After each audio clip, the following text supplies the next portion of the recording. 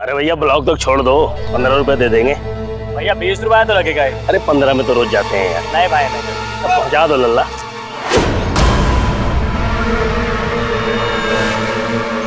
साला हमारे इलाके का पान खा के हमारे ऊपर थूकता बे। हमें मार के अच्छा नहीं की ना, अपने इलाके में खड़े हो ना। अभी तुम हमका जाना तो नहीं हो। कहाँ जाने तुमका? कहाँ जाने? वही गाँव के हैं हम। सिनोरी गाँव का तो क्या हुआ रे? हमारे इलाके में खड़े का हमको तो होता। मार साला, मार मार साला,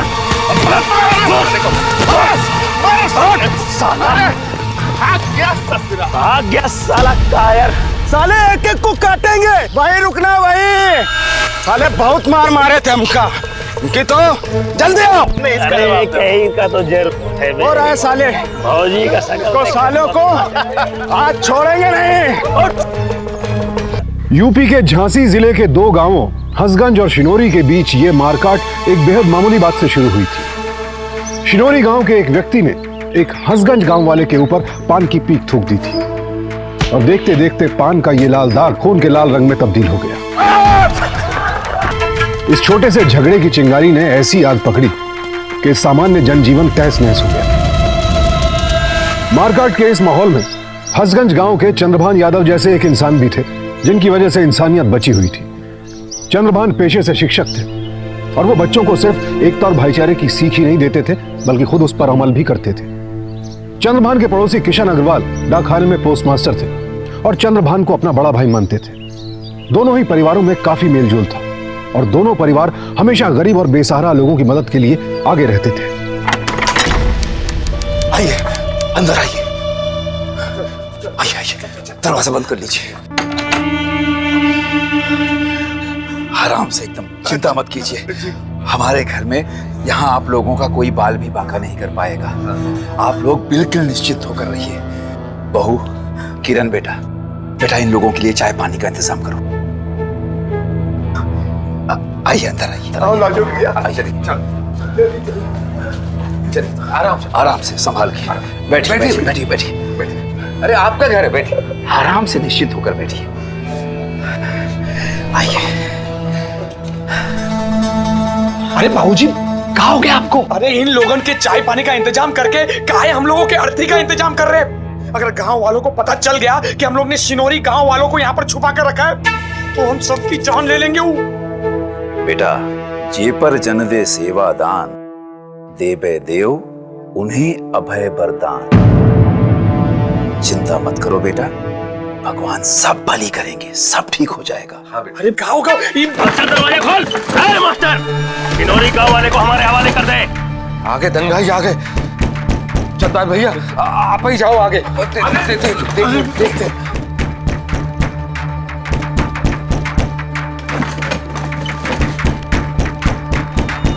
देख लो अपने सेवा का नतीजा, राक्षस दरवाजे पे खड़े हैं। अब क्या खाक बलि करेगा भगवान? बेटा धीरे बोलो, अगर बुलेट सुनिए तो।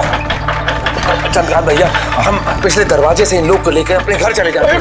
तब तक तुम ना दरवाजा खोल के उन लोग को बोल दो कि यहाँ पर कोई नहीं आकर देख ले। हाँ ठीक है। अभी जा रहे, अब लेकर हमारे साथ। चलो दरवाजा खोल।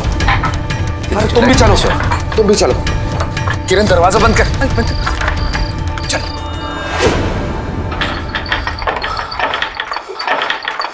बाबूजी मत खोलो, हमारी बात सुनो। अरे कुछ नहीं होगा, हम समझाते हैं इन लोगों को।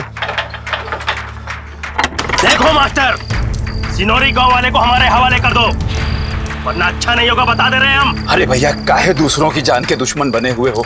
देखो यहाँ शिनोरी वाला कोई नहीं। झूठ बोल रहे हैं मास्टर। तलाशी लो पूरे करके। अरे बात तो सुनो। कहाँ गया? अरे इधर नहीं है कोई। हम कह रहे थे बता दे रहे हैं तुम लोग को, छोड़ेंगे नहीं उन लोगों को हम। अरे कहा था हमने, कोई नहीं है यहाँ पर। छुप गया होगा यहीं कहीं। कृष्णा घर में देखते हैं।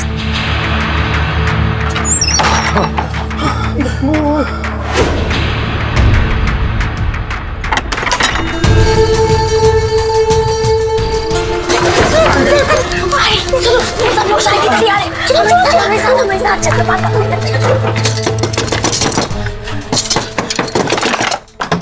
कहाँ है वो लोग?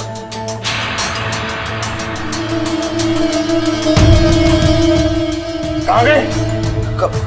चलो यहीं से बोलो ना भैया।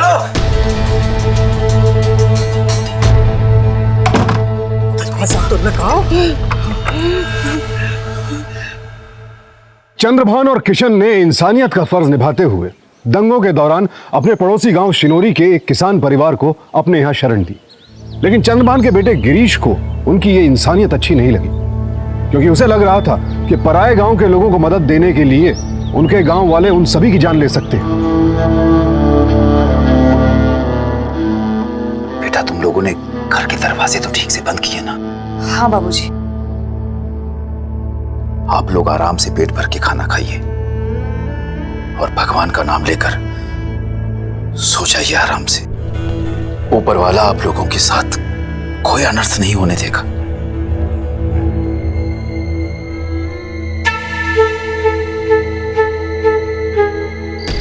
मास्टर जी, आपने जो अपनी जान की परवाह किए बगैर हम लोगों को यहाँ शरण दी है, ये हम पर बहुत बड़ा एहसान है आपका मास्टर जी, बहुत बड़ा एहसान। अरे भैया, इसमें एहसान की क्या बात है?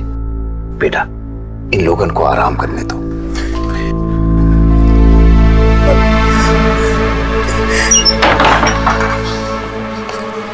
किशन कहाँ रह गए थे? दंगे के कारण बाहर सारी दुकानें बंद है। आटा खत्म हो गया था, वही घर से ला रहे हैं। अच्छा,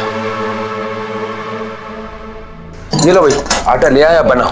बेटा जल्दी से आटा सान लो और हम सबके लिए भी खाना परोस दो। ठीक है।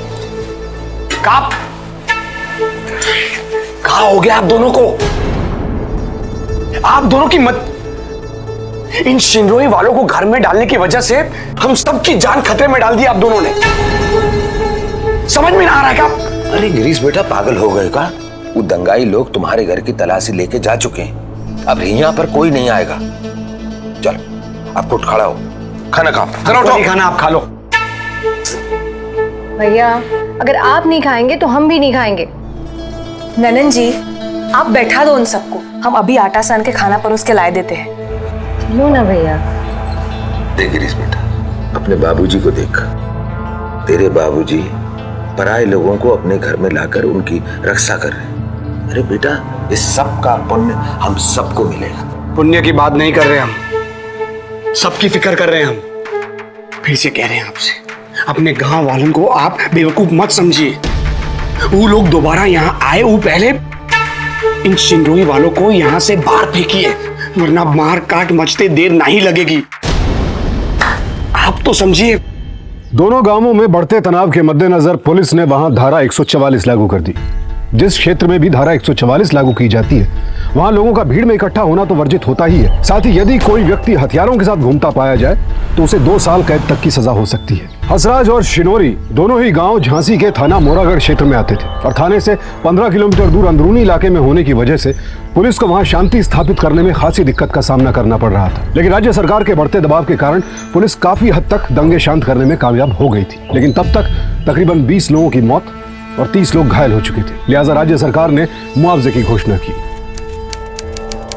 माँ जी, आप खाना खा लीजिए, हम और किरण बाद में एक साथ खाना खा लेंगे। हम तुम लोगों के साथ खा लेंगे, पहले इन मर्दन को निपटने दो, बाद में खाएंगे। बेटा जरा रेडियो लेकर आओ, ऑन करो उसे। दाल चाहिए? झांसी जिले के हसगंज और शिनोरी गांव में हुए दंगों में अब तक 30 लोगों के मारे जाने और 20 लोगों के घायल होने की खबर है। सरकार ने मृतकों के परिजनों को 5 लाख और घायलों के परिजनों को 1 लाख का मुआवजा देने की घोषणा की है। भैया, मुआवजा तो ठीक है, पर इससे का 2 गांव वालों के बीच आपसी भाईचारा बढ़ पाएगा?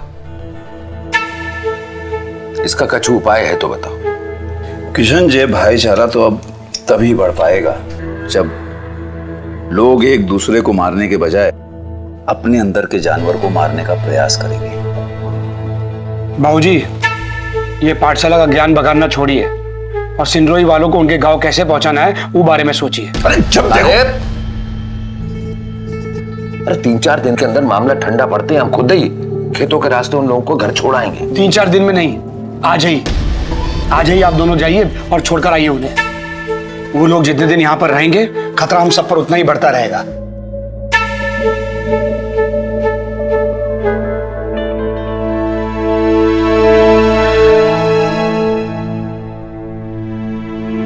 गिरीश की बातों को दिल पे मत लगाइए भैया। वो कहा है ना कि वो बेचारा तो खुद ही हम सबको लेके फिक्र में है। बात करें, इस सिंगोरी वालों को यहाँ रखने में खतरा तो है। हम क्या सोच रहे हैं ना भैया कि हम खुद ही जाके इनको इनके गांव छोड़ाते।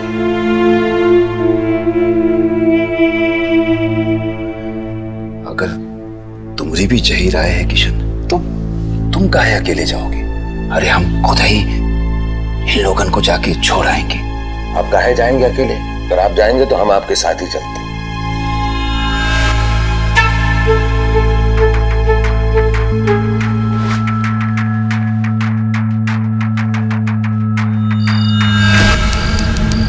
ये एक और लीजिए।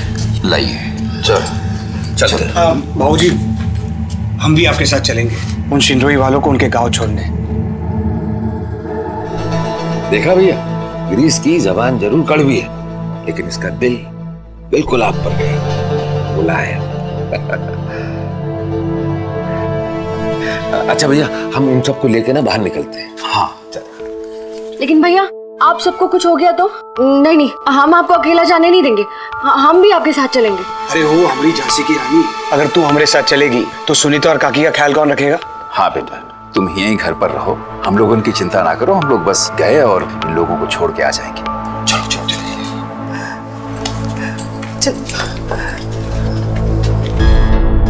किरण के बापू, अपना ख्याल रखिए।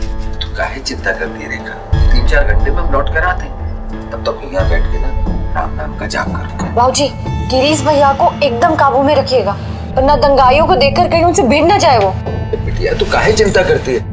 अरे हम तो खुद ही छुपते छुपाते खेतों के रास्ते से वहां पहुंचेंगे। वहां पर कोई दंगाई नहीं मिलेगा। तू घर पर बैठकर सबका ख्याल रख। अब हम चलते। चले। हाँ काकी, सुनीता और किरण का ख्याल रखिएगा, और बाहर से दरवाजे पे ताला लगा के जा रहे हैं। कोई भी दंगाई आएगा तो उनको यही लगेगा कि घर में कौन नहीं है। हाँ चलिए। चलो चलो।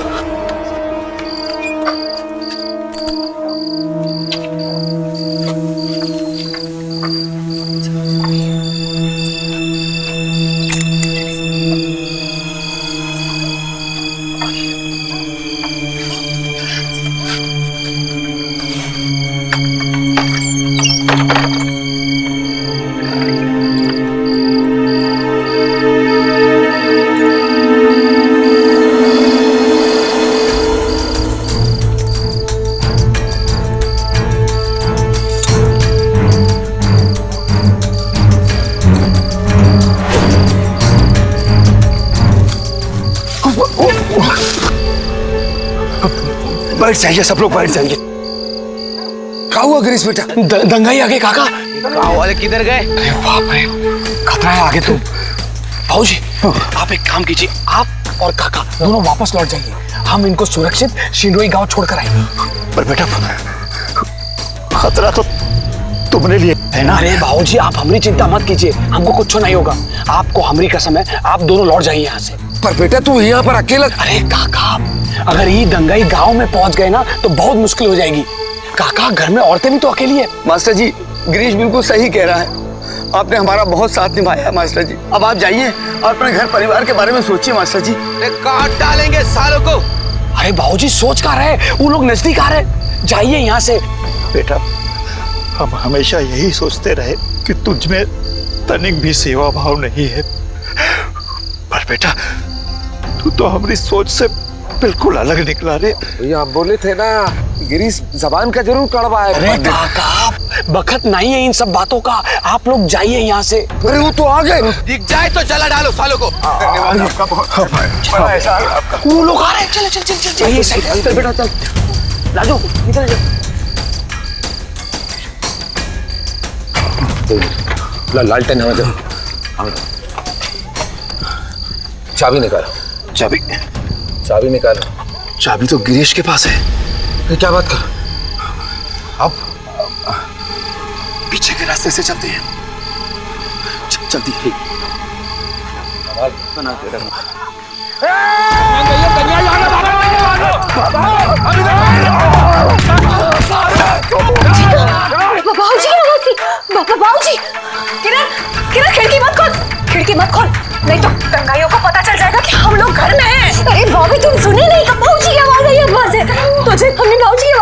तुझे वहम हुआ होगा, वो लोग तो शिनोरी गए हैं और इतने जल्दी थोड़े वापस आएंगे। किरण किरण किरण किरण मत किरण।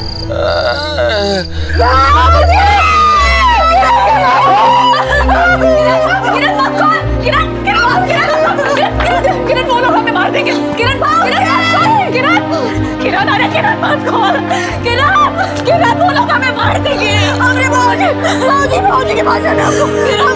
किरण वो लोग हमें भी मार देंगे। किरण मत खोल, किरण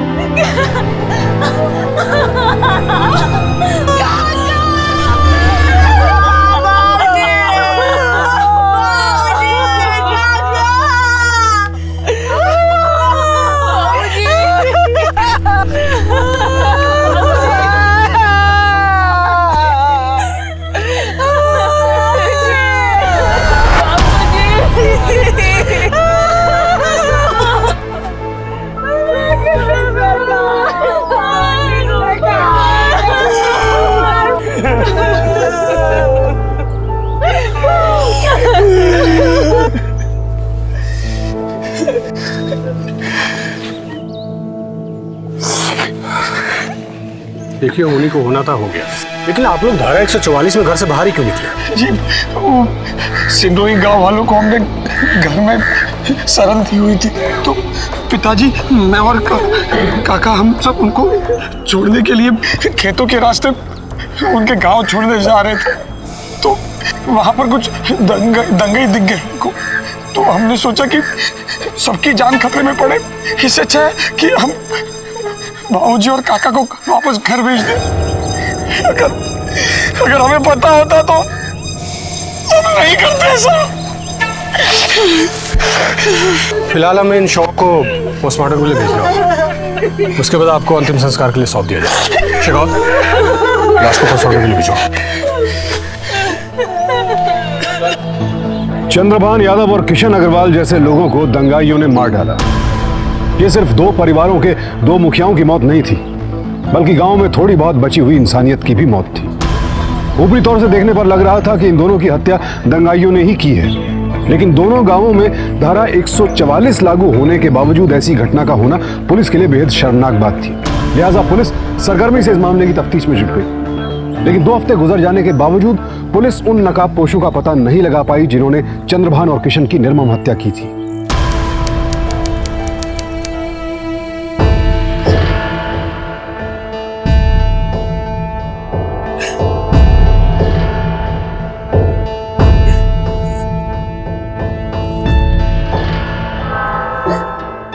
काकी, बस करो। वो बिजली का बिल जमा करा दिए और राशन वाले को बोल दिए वो शाम तक राशन पहुंचा देगा। बेटा, हमका भगवान ने बेटा तो नहीं दिया, पर त्योहार होते हमका बेटा का कमी कभी महसूस नहीं हुआ। ये काकी, अब ऐसा बोलकर हमको शर्मिंदा मत कर।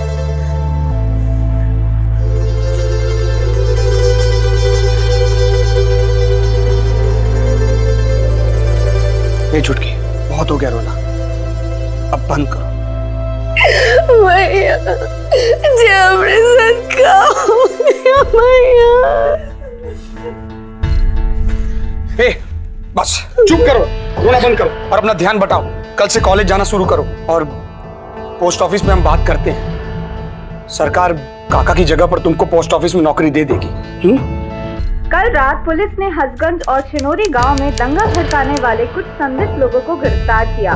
पुलिस को खबर मिली थी कि ये लोग गांव के भोले भाले लड़कों को दंगा करने के लिए भड़का रहे थे। दंगा पीड़ितों को राहत देने के लिए यूपी सरकार ने मृतकों और घायलों के परिजनों को मुआवजा देने की प्रक्रिया शुरू कर दी है और कार्यकारी अधिकारियों को हिदायत दी है कि वो भुगतान के लिए जांच प्रक्रिया शुरू कर दे, ताकि मुआवजे की रकम पीड़ितों को जल्द से जल्द मुहैया करा दी जाए। सुनिए जी, आप मुआवजे के लिए शहर जाएंगे तो बाबूजी के साथ साथ किशन काका का नाम भी दर्ज करवा दीजिएगा।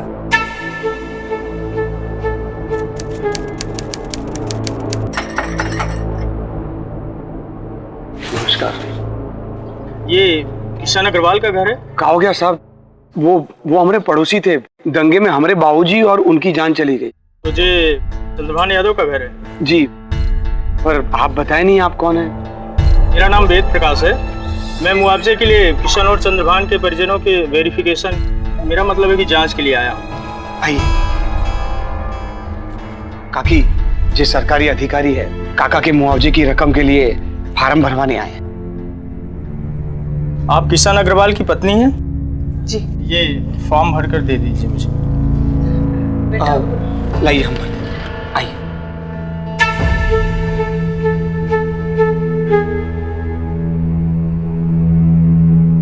काकी, यहाँ पर दस्तखत कर लीजिए। यहाँ ये लीजिए भाई साहब। काकी, ये कागज ले जाकर जिला कार्यालय में जमा करवा देना, तभी मुआवजे की प्रक्रिया शुरू हो पाएगी। अच्छा, मैं चलता हूँ। नमस्कार। लाइए काकी, कल अपने फार्म के साथ इसे भी जमा करवा दें। नमस्कार। नमस्कार। वो मुआवजे के लिए रसीद यही जमा करवानी है का? हाँ, बिल्कुल सही स्थान पर आए हैं। लाइए। चंद्रभान यादव और किशन अग्रवाल। आप कौन, यादव या अग्रवाल? जी, हम यादव हैं, चंद्रभान यादव जी के सुपुत्र, और वो किशन अग्रवाल हमारे काका है। अच्छा अच्छा, ये किशन अग्रवाल की पत्नी कहाँ है? वो काकी बेचारी सदमे में है और 20 किलोमीटर दूर। हम सोचे कि हम ही उनका फार्म लेकर चले जाते हैं। ठीक है ठीक है। अपनी और रेखा किशन अग्रवाल की आईडी प्रूफ की फोटोकॉपी लाए हो? नहीं, वो तो हम नहीं लाए। नहीं लाए हो तो लेकर आओ, क्योंकि मुआवजे की रकम तभी दी जाएगी जब इस फॉर्म के साथ साथ आईडी प्रूफ की फोटोकॉपी भी जमा करवाओगे। पर वो जमा कराने के बाद तुरंत पैसा हमको मिल जाएगा ना? नहीं, आईडी और ये फॉर्म जमा करने के 1 हफ्ते के बाद एक सरकारी खत आपके घर के पते पर आएगा। आपको फिर से दफ्तर आना पड़ेगा। और हाँ, काकी को साथ में लाना मत भूलना, क्योंकि मुआवजे की रकम उन्हीं के हाथ में दी जाएगी जिसके नाम से ये मुआवजा जारी किया जाएगा। समझे? जी, नमस्ते।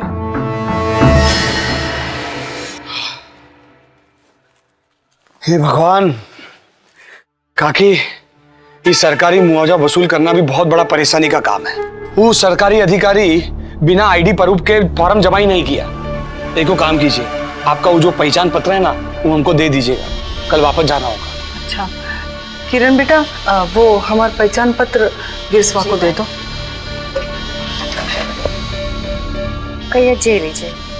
भैया, कल हम भी आपके साथ शहर चलेंगे। वो क्या है ना, अम्मा की दवाइयाँ खत्म हो गई है, वो लेनी है। अरे तू काहे, मतलब दवाई तो हम भी ला सकते हैं ना, हम शहर जा ही रहे हैं। और 20 किलोमीटर दूर आकर तू काहे परेशानी उठा रही है? तुम अम्मा के साथ ही रहना है? चलते हैं। गिरीश बिल्कुल हमारे बेटे की तरह ही हमारी सेवा कर रहा है।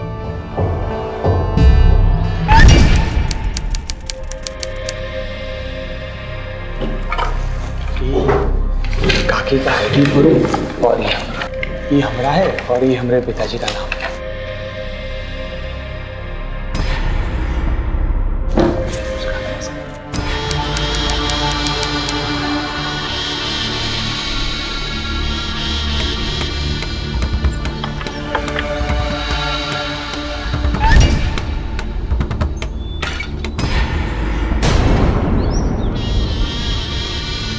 अबे तुम यहाँ काहे?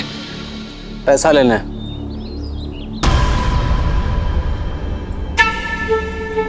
पूरे 5,000 है तुम्हारा भुगतान पूरा। अब आइंदा से यहाँ पर दिखाई मत देना, जाओ। ये कौन था भैया? जे? और आप उसे पैसे काहे दे रहे थे? अब कहा बताया तुमको, वो बोल रहा था कि सरकारी दफ्तर में बहुत जान पहचान है उसकी, तो मुआवजे का काम जल्दी करवा देगा, इसीलिए थोड़ा पैसा खिला रहे थे उसको।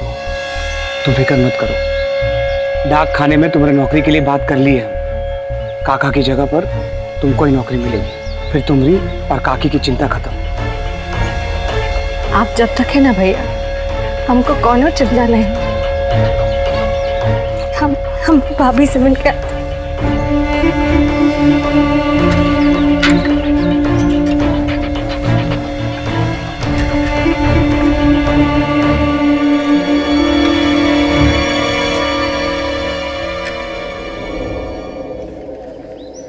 नमस्कार विमल काका। अरे गिरीश बेटा, नमस्कार नमस्कार। क्या हाल चाल है? कैसा हो आप? भगवान की कृपा से बहुत अच्छा है बेटा। हमारी कौनो चिट्ठी आई है का? नहीं बेटा, कौनो चिट्ठी नहीं है। और वो किशन काका की कौनो चिट्ठी? नहीं बेटा, पोस्ट मास्टर साहब की कौनो चिट्ठी नहीं है। अच्छा बेटा, किरण बिटिया और रेखा भाभी ठीक है ना? हाँ ठीक ही है, अब किशन काका की कमी तो रहेगी। हाँ। अच्छा बेटा, भाभी बता रही थी कि तुम दोनों माँ बेटी का बहुत अच्छा ख्याल रख रहे हो। बड़प्पन है उनका, अब हमसे जो बन पाता है हम कर लेते हैं उनके लिए। सही है बेटा, आजकल के जमाने में करता कौन है। भगवान तुमको लंबी उम्र दे। बहुत अच्छा बेटा। हाँ अच्छा बेटा, हम चलते हैं। हाँ।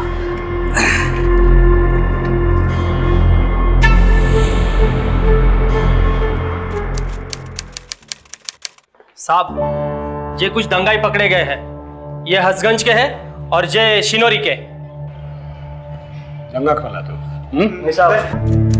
किरण, अरे ये सब हम कर लेंगे, तुम सिर्फ अपने पढ़ाई पर ध्यान दो। लाए दो हमें, लाए दो। अरे नहीं भाभी, हमको आपका हाथ बटाना अच्छा लगता है, हम बाद में पढ़ लेंगे। हे भगवान, कहाँ हुआ बिटवा? आज पुलिस वालों ने कुछ और दंगाइयों को पकड़ा। कौन जाने कब हमारे गांव से ही दंगा फसाद खत्म होगा। जब भी हम इन दंगाइयों का नाम सुनते हैं हमारा तो बस खून खौल उठता है माँ। भैया, जिस किसी ने बाबा और काका को मारा है, जब तक उनको फांसी नहीं चढ़ जाती ना, हमको शांति नहीं मिलेगी।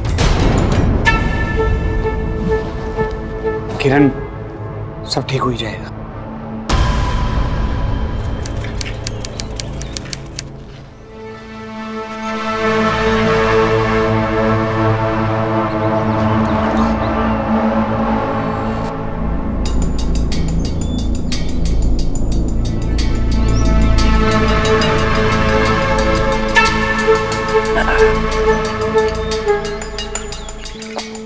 अरे गिरीश बेटा, यहाँ। हाँ, कैसे हो काका? अरे अच्छा है, अच्छा हुआ तुम यहीं मिल गए। हम तुम्हारे घर ही जा रहे थे, तुम्हारी चिट्ठी आई है। हाँ ये लो, और यहाँ कर दो दस्तखत। जी काका, किशन काका की भी चिट्ठी आई होगी ना? आई है ना, तो दे दीजिए, हम दे देंगे उनको। लेकिन हम तुमको कैसे दे सकते? रेखा भाभी के दस्तखत लगेगा ना। हाँ वो भी है, पर हम सोच रहे थे कि आप 5 किलोमीटर कहाँ पैडल मार कर जाएंगे, टांगे दुखनी आ जाएगी आपकी। लेकिन उनके दस्तखत के बगैर हम नहीं, अगर आपको भरोसा नहीं है तो फिर रहने दीजिए, चले जाइए। और का ऐसी बात नहीं है, तुम तो उनके अपने हो। कोई बात नहीं, ये लो और दस्तखत कर दो। कर दें? ये क्या गिरीश बेटा, तुम रेखा भाभी के जाली दस्तखत कर दिए? अरे अपना करते तो अच्छा रहता। काका, अभी हमको लगा कि आपको रेखा काकी के दस्तखत चाहिए, तो हम इसलिए उनके नाम से। कोई बात नहीं, ठीक है।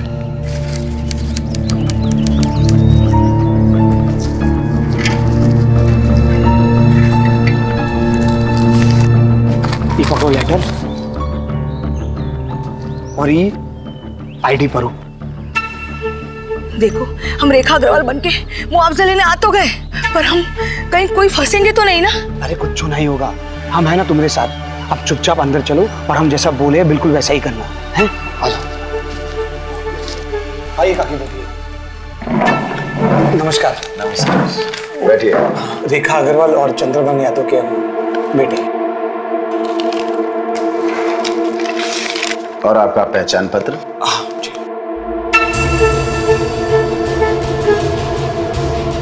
कि आप यहाँ पे साइन कर दीजिए।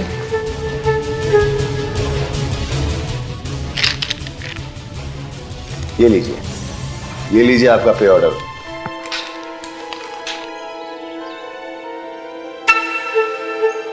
लो, ये हमको दे दो, और पी लो तुम्हारा आधा हिस्सा। आधा? नकली पते से हम रेखा अग्रवाल का बैंक में फर्जी अकाउंट खुलवा दिए।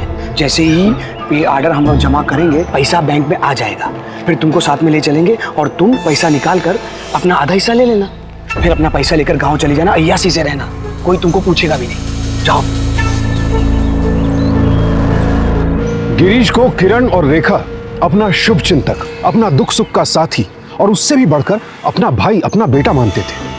लेकिन गिरीश ने उनकी पीठ पीछे गिरगिट की तरह रंग बदला और वो उनका हक उनके मुआवजे की रकम को ही हड़प गया और उन्हें यह कहकर बेवकूफ बनाता रहा कि सरकारी अधिकारी जानबूझकर मुआवजा देने में देरी कर रहे हैं। गिरीश ने बहुत ही चालाकी से यह धोखाधड़ी की।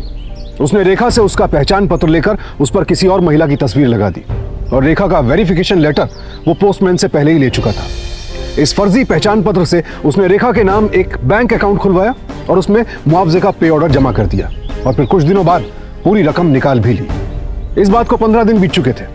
अब सवाल यह था कि इतनी बड़ी धोखाधड़ी के बाद क्या गिरीश का असली चेहरा रेखा और किरण के सामने बेनकाब होगा? हैं? हमें तो मुआवजा मिला ही नहीं, सबको मुआवजा मिल गया। अरे अखबार में ऐसा कहा है जबकि आए कि सरकार ने सबको मुआवजा दे दिया, जबकि हमको तो कुछ मिला ही नहीं। कहाँ हुआ बिटिया?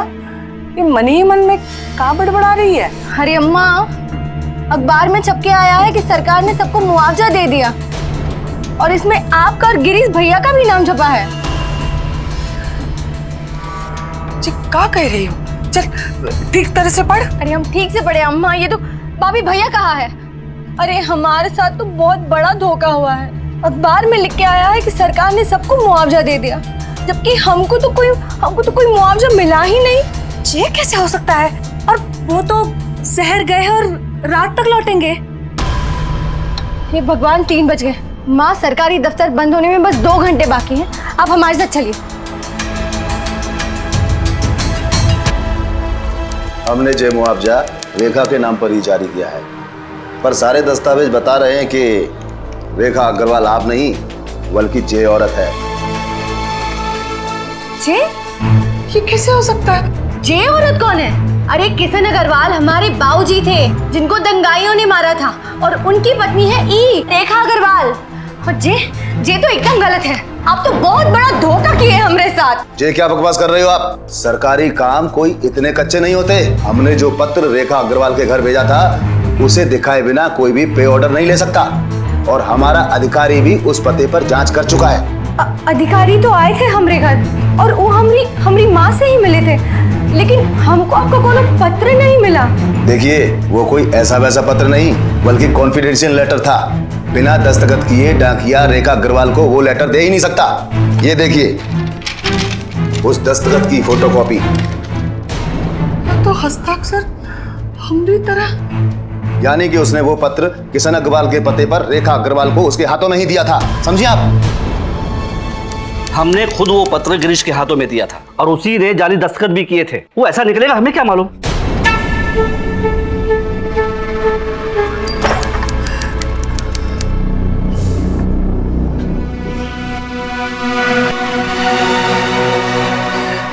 गिरीश, तो कहा हमने अपना बेटा माना था और तूने हमारे साथ ही विश्वासघात किया। हाँ, ये क्या बोल रही हो काकी? अरे मुआवजा तो अभी तक हमको भी नहीं मिला है। बहुत झूठ बोल रही है गिरीश भैया।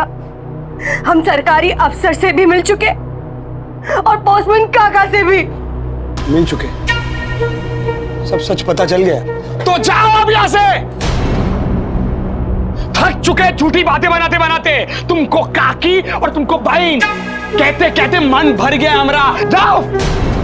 आपने काकी और किरण के साथ इतना बड़ा धोखा किया। तू बीच में बोली ना तो तुम्हारा तो हम मुंह ही तोड़ देंगे। कान खोल के सुन लो गिरीश भैया, हम चुप नहीं बैठेंगे, पुलिस में जाएंगे। हम जाओ पुलिस में। हम नहीं खाए तुम्हारा मुआवजा। चल माँ।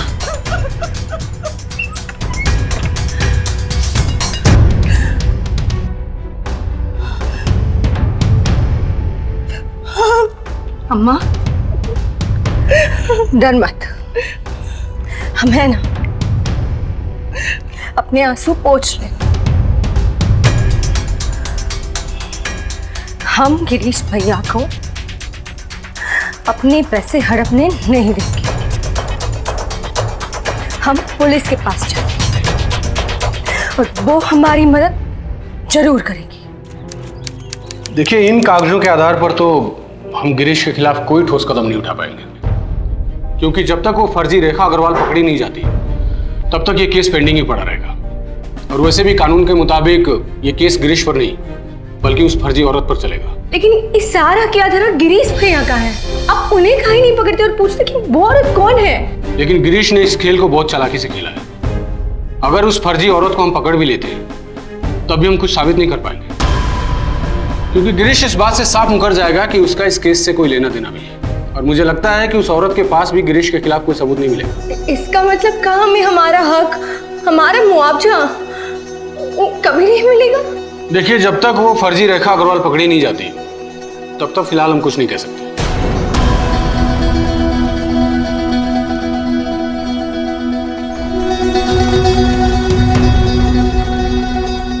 माँ, तुम घर जाओ, मैं उस औरत को ढूंढने जा रही हूँ। कहाँ ढूंढोगे बेटा उसे? हर जगह, हर गली, हर गांव मैं उस औरत को ढूंढ के ही रहूंगी, छोड़ूंगी नहीं मैं उसे। इनको देखा है तुम? नहीं देखा। इनको देखा है?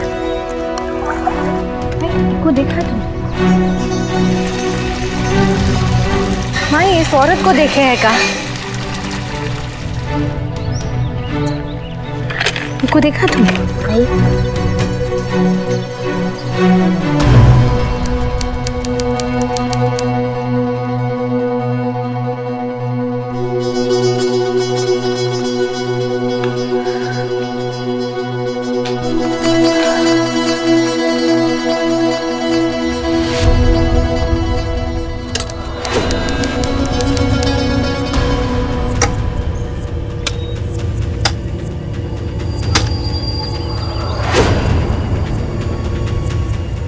किरण पूरी शिद्दत से उस औरत की तलाश में जुट गई, क्योंकि वो जानती थी कि वो औरत ही गिरीश के झूठ से पर्दा उठाकर उसे और उसकी मां को उनका हक दिलवा सकती थी।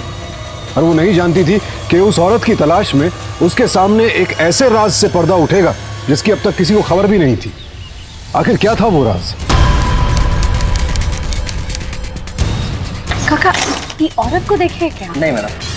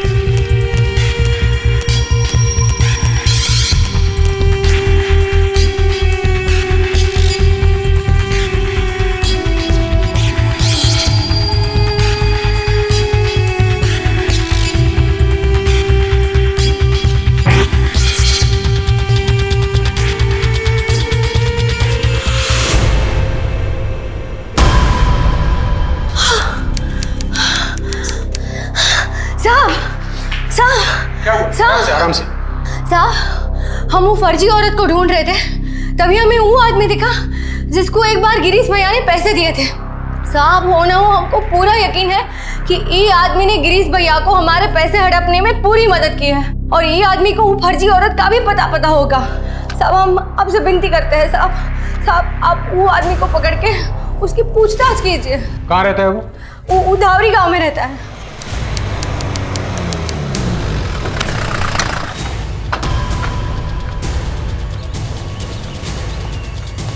मैंने कुछ नहीं किया। अरे मैंने कुछ नहीं किया। मैंने कुछ नहीं किया। क्या हुआ जी? मैंने कुछ नहीं किया। अरे साहब, मैंने कुछ नहीं किया। कैसे जानता है तू? कौन सी औरत? अब मैं नहीं जानता किसी औरत को। किस औरत की बात कर रहे हैं? तो फिर गिरीश ने तुझे पैसे किस बात के दिए? गिरीश ने उसके बाबूजी को मारने के लिए मुझे पैसे दिए थे साहब। इसके बाबूजी तो वैसे ही बीच बचाव के चक्कर में मारे गए साहब। अंदर डाल साले को और गिरीश को घर के गाड़ी निकाल।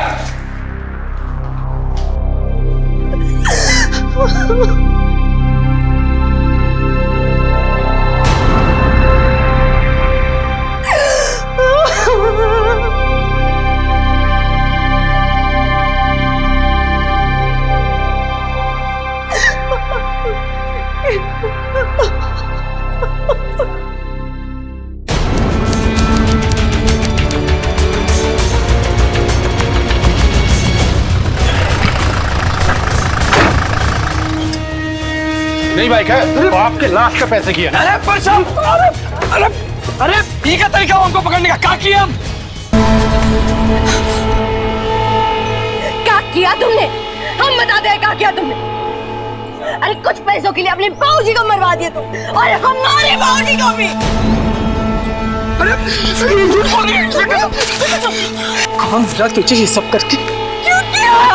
हम ये ऐसे नहीं बोले, ये हमारे तरीके से बोले। बताते हम सब सच बताते। हम सब सच बताते। वो रेडियो पर जिस दिन से मुआवजे की खबर सुने थे ना, तो हमारे दिल में थोड़ा लालच आ गया था। ये खातिर हमने अपने बाबूजी को मरवाने का षड्यंत्र रचा। वो हम धावरी गांव के रघु से मिले और उसे दंगाई के भेष में, और जब मुआवजा लेने की बारी आई तो काकी और किरण का हिस्सा देख के हमारी नीयत बदल गई, और हमने काकी की फोटो एक दूसरी औरत से बदल दी और उनका मुआवजा भी हड़प लिया। कुछ पैसों की लालच में गलती हो गई हमसे। हमें आपको अपना पति कहते हुए शर्म आती है? जो इंसान पैसों के लिए अपने बाप को मार सकता है, वो कभी किसी का नहीं हो सकता है। अंदर डाल इसको।